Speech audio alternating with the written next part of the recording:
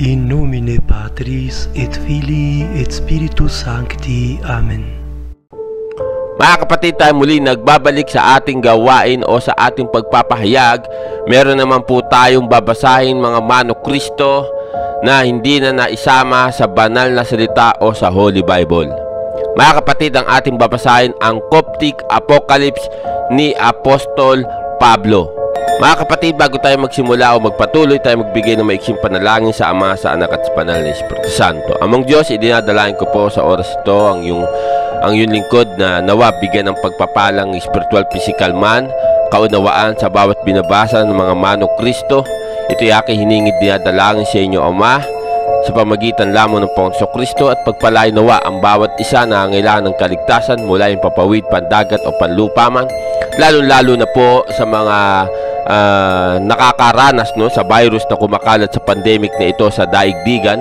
Kagalingan lamang sa bawat isa, nawa walang kasiwian o walang mamatay, at nawa at pagpalain nawa ang kahabag at patawarin kami sa aming mga gawa habang kami nabubuhay sa mundong ito. Kayo lamang po nakakaalam ng hangganan ng mundong ito, Amang Diyos, sa pamagitan lamang ng Panginoon Kristo at gabay ng Banal na Espiritu Santo. Ito'y aking hiningid dinadalangin sa inyo, Ama, sa nawa't sa nawa. Maraming salamat po, Ama, Anak at Banal na Espiritu Santo, sa nawa't sa nawa.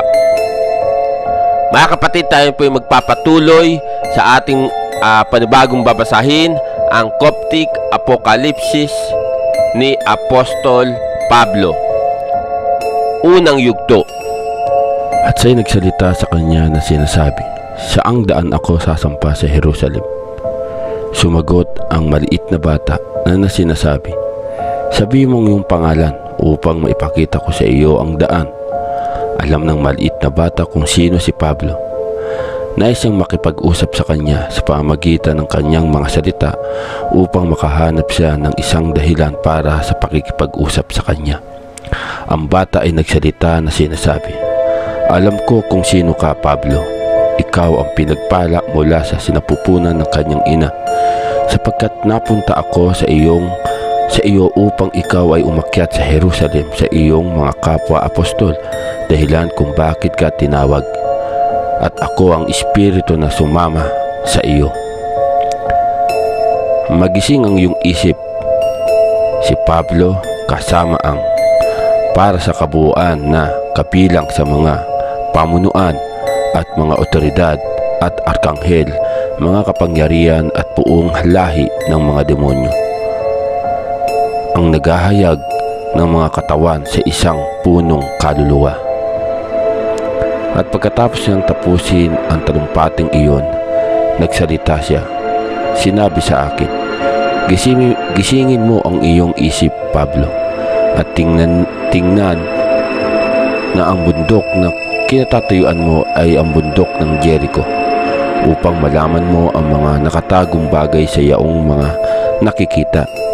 Ngayon ay sa 12 apostol na pupunta ka, sapagkat sila ay mga espiritu ng hinirang at sila ay babatiin ka. Tinaasan niya ang kanyang mga mata at nakita silang bumati sa kanya. Pagkatapos ang banal na espiritu na nakikipag-usap sa kanya ay itinaas siya sa itaas hanggang sa 4 langit, at siya ay lumampas sa 4 na langit. Ang Espiritu Santo ay nagsalita sa kanya na sinasabi, tingnan at tingnan mo ang iyong pagkakahawig sa lupa. At lumuluhod siya at nakita niya ang mga nasa mundo. Tumindig siya at nakita niya ang mga nasa. Pagkatapos siya ay tumingin sa ibaba at nakita ang 12 apostol sa kanyang kanan at sa kaliwa sa paglikha. At ang Espiritu ay nauna sa kanila. Ngunit nakita ko sa 4 na langit ayon sa klase. Nakita ko ang mga anghel na nakahawig ng mga Diyos. Ang mga anghel ay nagdadala ng isang kaluluwa sa lupain ng mga patay. Iniligay nila ito sa pintuan ng 4 na langit, at sinuntok ito ng mga anghel. Nagsalita ang kaluluwa na sinasabi, ano ang kasalanan kong nagawa ko sa mundo? Ang toll collector na nakatira sa 4 na langit ay sumagot, na nagsasabing, hindi wasto na gawin ang lahat ng mga labag sa batas na nasa mundo ng mga patay. Sumagot ang kaluluwa na nagsasabing, magdala ng mga saksi, hayaang ipakita sa iyo sa kung anong katawan ang gumawa ako ng mga labag sa batas. Nais mo bang magdala ng isang libro na babasahin? At dumating ang 3 saksi. Ang unang nagsalita na nagsasabing, hindi ba ako nasa katawan sa 2 oras? Tumindig ako laban sa iyo hanggang sa ikaw ay nahulog sa galit at inggit. At ang 2 ay nagsalita na nagsasabing, hindi ba ako nasa sanlibutan at pumasok ako sa 2 oras at nakita kita at hinihiling kita? At narito, ngayon, sinisingil kita sa mga pagpatay na nagawa mo.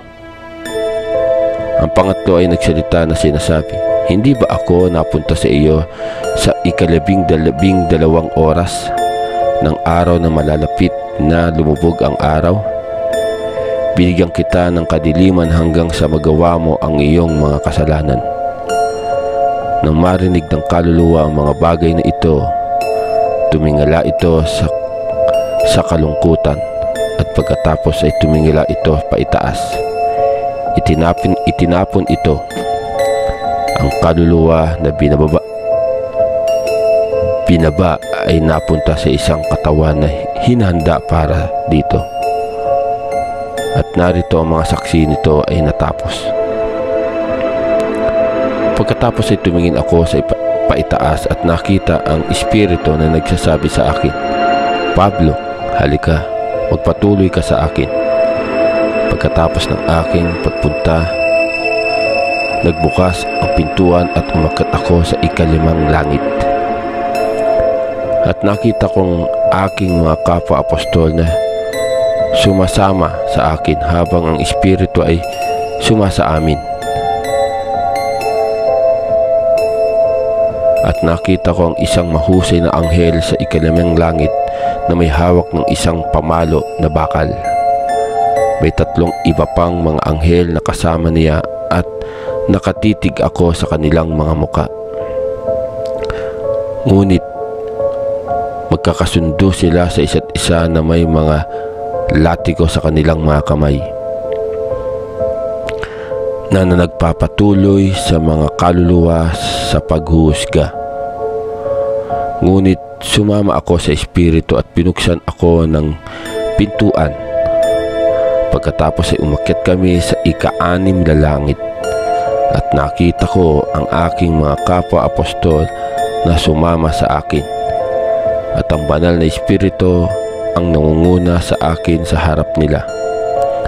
At tumingin ako sa mataas at nakita kong isang mahusay na ilaw na sumisikat sa 6 na langit.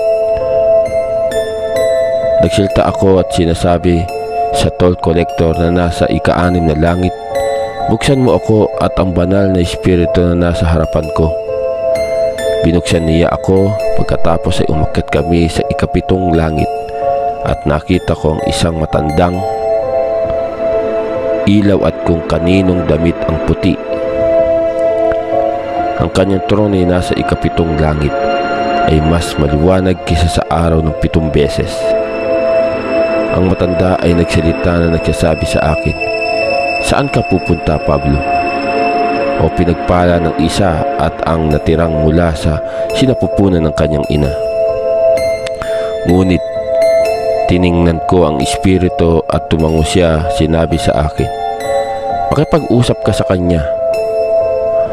At sumagot ako na sinasabi sa matanda, pupunta ako sa lugar na pinanggalingan ko. At tumungon sa akin ang matanda, saan ka nanggaling? Ngunit sumagot ako na nagsinasabi, pupunta ako sa sanlibutan ng mga patay upang pangunahan ang mga pagkabihag na dinala-bihag sa pagkabihag ng Babylonia. Tumugon sa akin ang matanda na nagsasabing, paano ka makalalayo sa akin? Tingnan at tingnan ang mga pamunuan at otoridad. Nagsalita ang espiritu na sinasabi, bigyan mo siya ng senyales na mayroon ka at siya ay magbubukas para sa iyo.